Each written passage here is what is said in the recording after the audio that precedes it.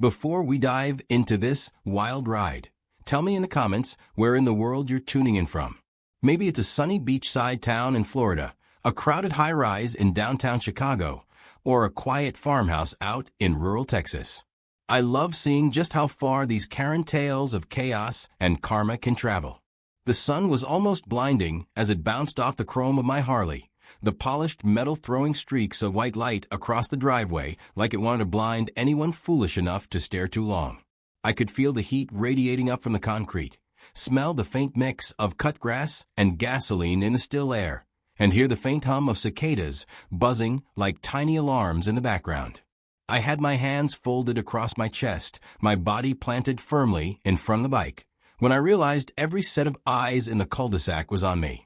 2 police officers, both stone-faced and stiff, flanked me like guardians of some unwelcome trial.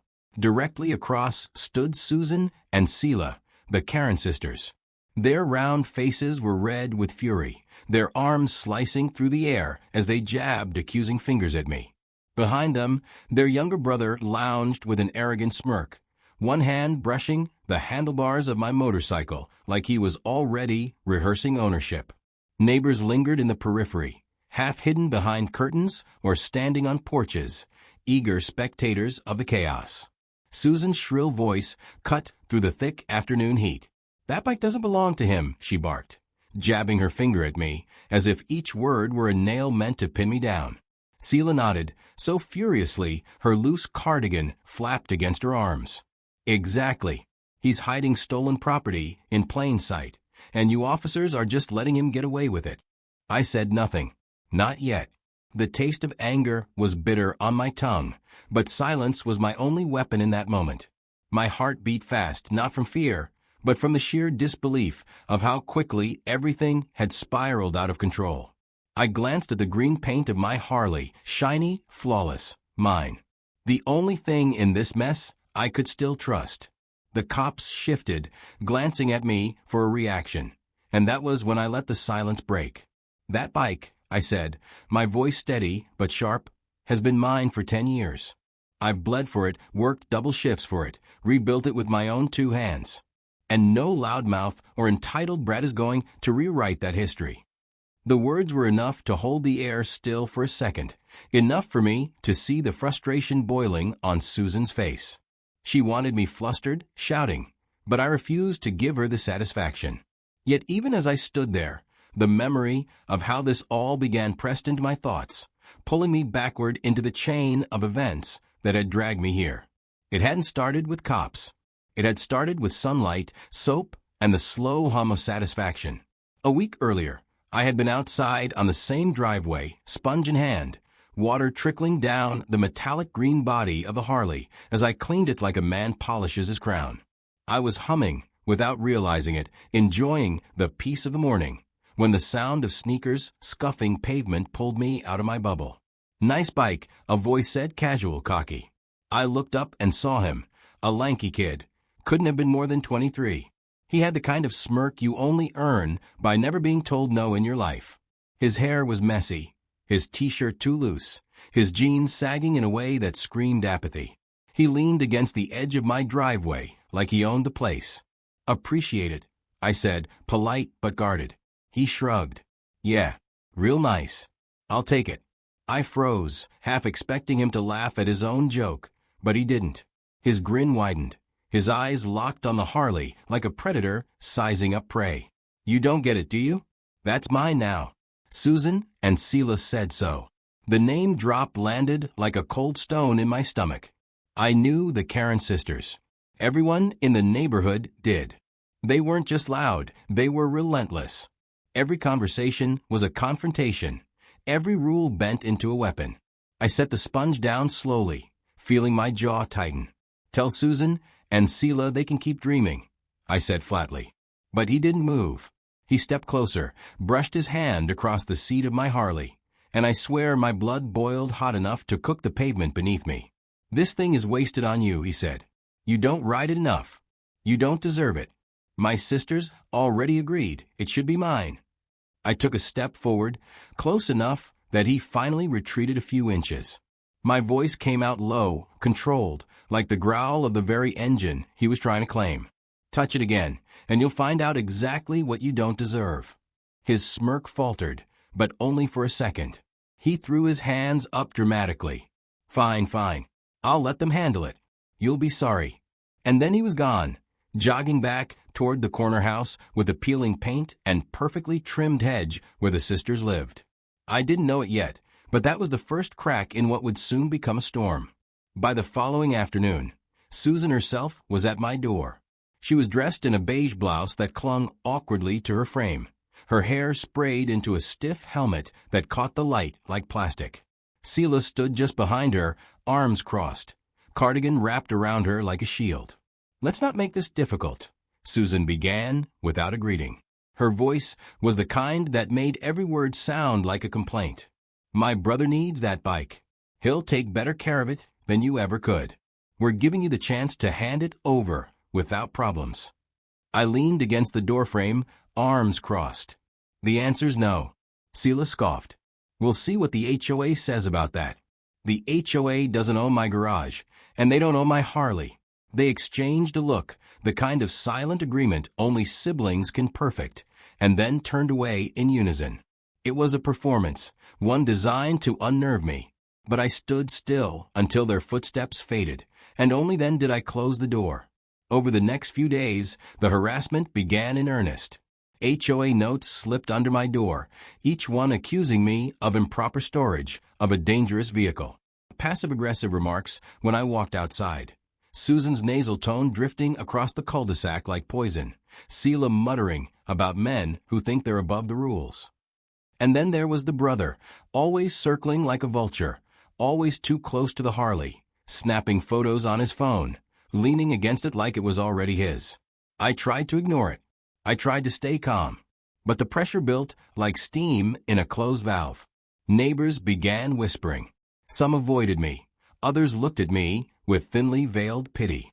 It was as if the sisters' campaign was already winning. The breaking point came one evening as the sun dipped low, casting long orange shadows across the pavement. I stepped outside to find the brother straddling my Harley, his hands gripping the handlebars, his head tilted back in smug satisfaction. "Get off," I snapped, louder than I intended. He turned his head lazily, a grin spreading across his face. "Relax. Just trying it out. Don't be so selfish." I strode forward, my boots heavy against the pavement, and grabbed his wrist before he could twist the throttle. The air between us turned electric, dangerous. His grin faltered, replaced by a flicker of fear. I released him just as quickly, but my voice was sharp enough to leave no doubt. "The next time I see you on this bike, you won't be able to walk home." He scrambled off, muttering curses under his breath, and ran back toward the safety of his sisters. I stood there for a long time afterward, staring at the gleam of the Harley under the fading sun, my pulse hammering in my ears. I knew then that this wasn't going to fade quietly. And I was right. The following morning, a pounding at my door dragged me from sleep. When I opened it, 2 police officers stood waiting. Behind them, framed by the morning light, were Susan and Selah, arms crossed, eyes gleaming with triumph. Their brother hovered just behind, grinning like a child who'd tattled successfully. "That's him," Susan said, her voice high and brittle. "He's hiding stolen property in his garage. Our brother's motorcycle." The officers shifted uncomfortably, as if they already knew this wasn't the clean case the sisters were pretending it to be. But procedure demanded they listen, demanded they investigate. And so here I was, standing in my driveway, caught in the crossfire of entitlement and law, my Harley gleaming like an accused witness, my neighbors watching with eager, judgmental eyes. The sisters raged, the brother smirked, the officers waited, and I could feel the weight of the entire street pressing down on me. I had choices, none of them easy, all of them leading somewhere I didn't yet understand. But one thing was certain. The fight over my Harley had only just begun. The police eventually left that morning without hauling me away, but the sisters didn't walk off in defeat. They stood at the end of my driveway long after the cruisers had rolled away, whispering together like generals recalibrating their battle plans. Susan's lips were curled into a smile that wasn't joy, only strategy. Sela tugged at the sleeve of her cardigan, eyes darting around at neighbors who pretended not to be watching. Their brother lingered in the background, tossing a set of car keys in the air, as if to remind me he already saw himself as owner of more than what he had. I went back inside, but sleep was impossible that night. Every sound seemed amplified: the ticking of the kitchen clock, the distant barking of a dog, the faint rattle of a sprinkler somewhere down the street. My mind kept replaying the way those two women had stared at me, certain that they could bend truth to their will. I told myself they'd grow bored, that their performance for the cops was just a show. But deep down, I knew people like Susan and Sela didn't grow bored. They grew louder. By the second day, their harassment shifted into something more organized. A neon pink slip of paper appeared under my front door with the stamp of the HOA across the top. Violation: improper storage of hazardous vehicle. Hazardous. That was the word they chose for my Harley. The one thing in this world I had poured my sweat, blood, and patience into. I stood in my kitchen staring at that paper, the smell of stale coffee heavy in the air, and felt my jaw lock so tight my teeth ached. That evening, as I wheeled the Harley back into the garage, I heard Susan's voice carry from across the street. "Can you believe some people think they're above the rules?" Her tone was sharp enough to slice. Sela chimed in, just loud enough for me to hear. Men like him shouldn't be trusted with things they can't handle. Their brother laughed openly, leaning against their car like he was enjoying free entertainment. I wanted to ignore it, but ignoring them only seemed to fuel their fire. By the fourth day, another violation notice appeared, this one accusing me of disrupting neighborhood harmony. My crime, apparently, was revving my bike engine at inappropriate hours. Except I hadn't started it once since the police visit. The sisters were writing the script, and I was being forced into their story as the villain. I tried to reason with them. I approached Susan while she was out trimming her hedges, the buzzing of her electric trimmer drowning out most of the street noise. "Look," I said evenly, "I don't want this fight. I just want to be left alone." She didn't even cut the motor of the trimmer, just smirked at me through her heavy makeup.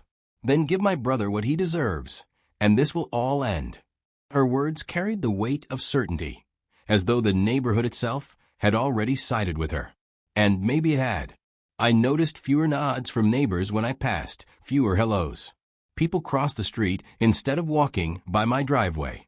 The sisters weren't just poisoning my peace, they were poisoning my reputation. The breaking point came one Saturday afternoon. I stepped outside and froze. There he was again, the brother, sitting on my Harley like a thief caught mid-crime. This time, he wasn't alone. Two of his friends stood nearby, taking pictures on their phones, laughing. The arrogance of it lit a fire in me, so hot I felt my vision blur. "Off. Now." My voice cracked like a whip across the yard. He glanced back at me, feigning innocence. "Relax, man. Just showing my boys the ride that's gonna be mine." Before I could react, one of his friends tapped the throttle, and the Harley roared to life with a metallic growl that echoed through the cul-de-sac. My heart seized in my chest. That sound was sacred, and hearing it in their hands felt like a violation. I marched forward, fists tight at my sides. "Get off it before you regret it." Something in my tone must have cut through the haze of arrogance, because the brother finally swung his leg off, muttering something about crazy old men. His friends chuckled, but their laughter died quickly under the weight of my glare. They scattered like crows, leaving him behind. He jogged back toward Susan and Sela's porch, where the sisters stood clapping sarcastically. That was the moment I realized I couldn't play defense anymore. I had tried politeness. I had tried reason. I had tried silence. None of it mattered to people who thrived on chaos. If I wanted this to end, I had to fight smarter. That night, I began documenting everything. Every notice slipped under my door, every threat muttered from across the street, every moment the brother lingered too close to my garage. I installed a camera above the driveway, the red light blinking faintly in the dark like an unblinking eye. The first night it caught him creeping across the pavement, brushing his hand along the bike's seat like he was practicing possession. The footage became evidence, proof that I wasn't imagining things. I started digging deeper. I learned Susan had an unapproved deck extension built in her backyard, an HOA violation. Sela had converted her garage into a storage room, leaving her car parked illegally on the street overnight. They had been bending rules for years, but because they were loud enough, no one challenged them. I made notes, collected pictures, pulled together a file thicker with each passing day. Still, the harassment didn't stop. Susan began cornering neighbors on their evening walks, loudly retelling her version of events. "He's hiding stolen property," she would say, her voice dripping with certainty. Sela stood beside her, nodding like a preacher's assistant at Sunday service. The brother strutted past my house whenever he could, his gaze locked on the garage, as though he was already picturing his victory ride. I found myself lying awake at night, staring at the ceiling, the silence pressing down heavy on my chest. I wasn't afraid of them. I was angry. Angry that my life, my name, my pride in that bike could be twisted so easily into a weapon against me. The more I thought about it, the more I realized this wasn't just about a motorcycle. It was about control. The sisters wanted to prove they could dictate what I owned, what I enjoyed, even who I was.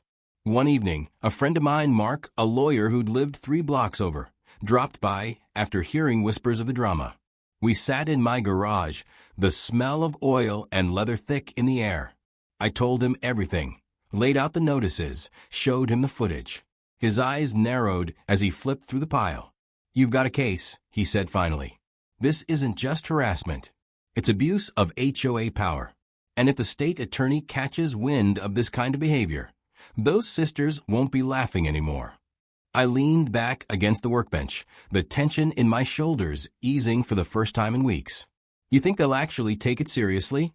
"Trust me," Mark said. "This isn't the first time a neighborhood tyrant has pushed too far. Document everything, then take it higher." The seed of strategy planted itself in my mind that night. I wasn't just going to defend myself. I was going to dismantle them piece by piece. The following days became a rhythm of quiet collection. Every new violation slip went straight into the file. Every insult muttered within earshot became a voice memo on my phone. The footage from the driveway camera piled up. The brother leaning, touching, even attempting to swing a leg over the bike again when he thought no one was watching. And then came the push I needed. I arrived home one evening to find a fresh violation notice taped directly to my garage door. This one was thicker, longer, dripping with official language about imminent fines and compulsory compliance. At the bottom, in Susan's unmistakable looping scrawl, was a personal note. "Hand it over, and this ends." I laughed then, a bitter, humorless sound that echoed against the garage walls. They thought they had cornered me. They thought their intimidation was working. But what they had actually done was hand me the last piece of evidence I needed. The proof of their intent, written in their own hand. That night, I sat at my kitchen table with the file spread before me. Photos, notes, recordings, violation slips, Susan's threatening letter. I slid everything into a neat folder and snapped it shut. The decision was final. Tomorrow, I would walk into the state attorney's office with a story so airtight even the loudest Karen shrieks wouldn't pierce it. But as I leaned back in my chair, the weight of the folder heavy in my hands, I knew the sisters wouldn't go quietly. People like Susan and Sela never surrendered without spectacle. They would escalate, they would lash out, and they would drag their brother down with them. I stared at the green shimmer of my Harley through the garage window, moonlight sliding across its chrome like a silent promise. The storm was far from over, but I was no longer on defense. This time, I was coming for them. The day I walked into the state attorney's office, I carried the folder like it was both a weapon and a shield. The leather of my jacket creaked softly as I moved, the weight of weeks of harassment condensed into the neat edges of paper and video stills. The lobby smelled faintly of disinfectant and old carpet, the kind of scent that clings to government buildings. My boots clicked against the tile floor with a steady rhythm, each step reminding me that this wasn't just a personal errand. It was war. The receptionist glanced up from her desk, her expression neutral, until I explained why I was there. At the words "abuse of HOA power," her eyes flickered with recognition. I wasn't the first, clearly. She handed me a form to sign and directed me down the hall to a small conference room. I entered, sat, and spread the folder across the table like a gambler laying down cards. When the state attorney arrived, a tall man in a dark suit with eyes that measured every detail, I didn't waste time. I told him everything. The false violations, the harassment, the threats. I showed him the video clips of the brother touching the Harley, Susan's scrawl demanding I hand it over, the photos of their own rule-breaking extensions, and illegal parking. My voice never faltered, though my hands tightened into fists more than once. By the end, the attorney leaned back in his chair, exhaling slowly. "This," he said, tapping the folder, "is not just a personal dispute. This is systematic bullying under the guise of HOA authority. I can use this." A flicker of relief surged in me, but before I could respond, my phone buzzed in my pocket. I glanced at the screen, and my stomach dropped. A text from a neighbor. "The sisters just called the cops. They're saying you're hiding stolen property again." The attorney raised an eyebrow at my expression. "Problem." I slid the phone across the table. He read the message, then gave a humorless chuckle. "Looks like they couldn't wait for my paperwork to go through." We stepped outside together, the late afternoon sun casting long shadows across the pavement. And there they were. Susan and Seela stood on my driveway with their brother, the three of them framed like actors awaiting their cue. Two police cruisers idled at the curb, lights flashing silently, drawing neighbors out of their houses like moths to flame. The attorney gave me a nod. "Stay calm. You've already won. They just don't know it yet." I walked forward, the crowd parting slightly as I approached. The sisters spotted me and launched into their performance. Susan's face was flushed, her hair stiff with hairspray that caught the sunlight like a helmet. "Officers, that's him. He's keeping stolen property in his garage, our brother's motorcycle." Seela jabbed her finger toward the Harley, gleaming proudly in the driveway. "You need to impound it right now, before he hides it." The younger brother puffed out his chest, stepping forward with a swagger that didn't reach his eyes. "Yeah, that's mine. He's been refusing to give it back." The officers turned to me, their expressions cautious but professional. One of them, a tall man with a square jaw, spoke first. "Sir, do you have proof of ownership for this motorcycle?" I didn't flinch. I reached into my jacket, pulled out a folder thinner than the one I'd given the attorney, and handed it over. Inside was the title, registration, and insurance, all under my name. The officer flipped through them, his expression flattening with every page. Behind him, Susan's shrill voice cut the air. "Those are forged. He's lying. You have to believe us." But before the officers could respond, the state attorney stepped forward from the crowd. His voice carried the weight of authority that silenced even the sisters for a moment. "Officers, I am the state attorney assigned to this district. I've just reviewed extensive evidence that this man is the rightful owner of that motorcycle. I've also reviewed proof that these women have been abusing HOA channels to harass him. I suggest you take their statements carefully, because this is now part of a larger investigation." The crowd murmured, neighbors whispering to one another.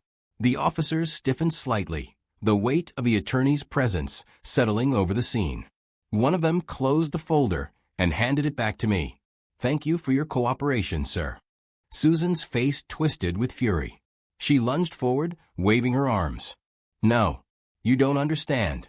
He's dangerous. He threatened my brother." Her brother shuffled nervously, glancing around as eyes turned toward him. The attorney lifted a small voice recorder from his pocket, pressed play, and the air filled with Susan's voice, the recording I had given him earlier. Her words were unmistakable. "Hand it over, and this ends." The silence that followed was heavy, suffocating. Then a neighbor's laugh broke it, sharp and mocking. Others joined in, the sound swelling into a ripple of derision aimed squarely at the sisters. Seela's face flushed deep red, her lips trembling as she tried to shout them down, but her words were drowned out by the sound of her own undoing. The officers exchanged a glance, then turned to the brother. "Son, do you have proof of ownership for this vehicle?" His swagger cracked. Well, not on me, but—" "Then step away from it," the officer said firmly. The brother's shoulders sagged as he shuffled backward, his bravado collapsing under the weight of the crowd stares. Susan sputtered, pointing wildly between me, the officers, and the attorney, but her words fell apart into incoherent fragments. For the first time since this ordeal began, she looked less like a queen commanding her court and more like a desperate woman caught in her own lies. The officers didn't arrest them, not yet, but they issued warnings, citations for harassment, notices for the HOA violations I documented. The attorney assured me further action would follow once the investigation formally opened. The sisters tried to protest, their voices rising higher, but the sound was no longer commanding. It was pathetic. I stood beside my Harley, the chrome gleaming like a badge of vindication, while neighbors whispered and chuckled. Some of them nodded toward me, their earlier caution replaced by a quiet respect. For once, the sisters' noise had backfired, and the neighborhood had seen the truth. The police wrapped up their statements, the attorney shook my hand firmly, and the crowd began to disperse. The sisters and their brother retreated toward their house, their shoulders hunched, their voices shrill but cracked. They looked smaller now, diminished, like balloons slowly deflating. I stayed in the driveway for a long moment, the heat of the day settling into the concrete beneath my boots. My Harley sat untouched, its metallic green paint catching the last rays of sunlight. I ran my hand across the seat, feeling the smooth leather beneath my palm, and let out a long breath I hadn't realized I was holding. The battle was over, but the war wasn't finished. The attorney had promised further action, and I knew Susan and Selah wouldn't go quietly. People like them never did. They would scream, they would scheme, they would claw at whatever scraps of control they thought they had left. But now I wasn't just defending myself. I had the law, the truth, and the neighborhood's eyes on my side. For the first time in weeks, I felt something other than anger or exhaustion. I felt momentum. I swung a leg over the Harley, the engine roaring to life beneath me with a sound that was both thunder and triumph. The vibration thrummed through my chest, steady and strong. I eased it forward down the driveway, the eyes of the last lingering neighbors following me. As I rolled onto the street, the sisters' house loomed in my peripheral vision. I caught a glimpse of them through the window, two silhouettes framed by blinds, watching me with expressions twisted by rage and disbelief. Their brother sat slouched on the porch, his phone dangling uselessly in his hand. I revved the engine once, the sound echoing through the cul-de-sac like a declaration. Not a threat, not a warning, just a reminder. The sun was dipping low, painting the sky in streaks of orange and purple, the kind of light that makes everything feel sharper, more alive. The wind caught at my jacket as I picked up speed, the neighborhood falling away behind me. The fight wasn't finished, but I wasn't afraid of what came next. Susan and Selah had overplayed their hand, and now they were exposed. The war they had started was no longer theirs to control. And as the Harley carried me toward the horizon, I couldn't help but smile. The sisters wanted a spectacle. They were about to get one.